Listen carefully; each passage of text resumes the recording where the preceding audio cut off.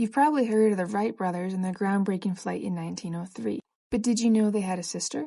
The story of Katharine Wright faded into the background when her older brothers, Orville and Wilbur, made history.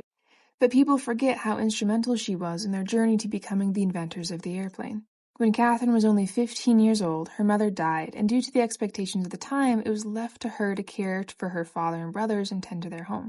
Her father was a bishop who insisted on her receiving a college education and becoming a teacher so that she could live independently, which was a progressive idea for the time. She received a bachelor's degree at Oberlin College and returned home to teach high school Latin. Because of this, she was the only one among her siblings with a college education. When Orville and Wilbur were running their bike shop and inventing the Wright Flyer, Katharine was a staunch supporter. Although there were rumors of her helping draft plans and create the machine, Katharine herself put down these rumors as untrue. As the Wright brothers' fame grew, they embarked on the task of selling their airplane. This task proved to be more difficult than inventing the plane, and Katharine essentially became their executive secretary. Tragedy hit in 1908 when Orville and his passenger, Lieutenant Thomas Selfridge, crashed at Fort Myer when a propeller broke in flight.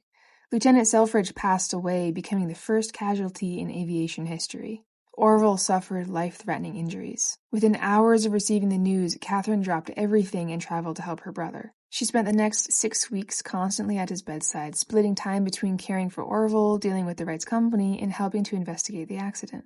When Orville recovered enough to return to the company, the brothers offered Katharine a paid position as their social manager. She quickly put her job as a teacher on hold and traveled with them to France. She threw herself into this position, spending hours every day learning French, attending meetings with company prospects and contacts, and at the flying field meeting with the rich and aristocracy who had come to see her brothers fly.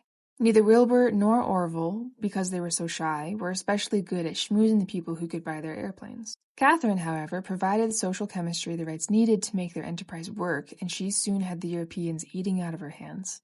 Katharine made her first flights while in Europe, making her the third woman to fly in an airplane, behind Teresa Peltier and Edith Berg. Wilbur took her aloft several times, once in front of King Edward VII of England, ostensibly to make the point that even young ladies could travel through the air as easily as in motor cars. With Katharine so much in the spotlight, journalists began to speculate on her role in the development of the airplane. Rumors spread that she sewed the wings, loaned her brothers money, even did the complex mathematics they required to design their aircraft. None of it was true, but the speculation and the interest showed just how important the Europeans thought she was to their efforts. When the Wrights left France, the French awarded all three of them, Katharine included, the Legion of Honor. To this day, she remains one of the few American women to have received this award. Fame followed Katharine back to America. Both she and her father had places of honor in Dayton's homecoming celebration.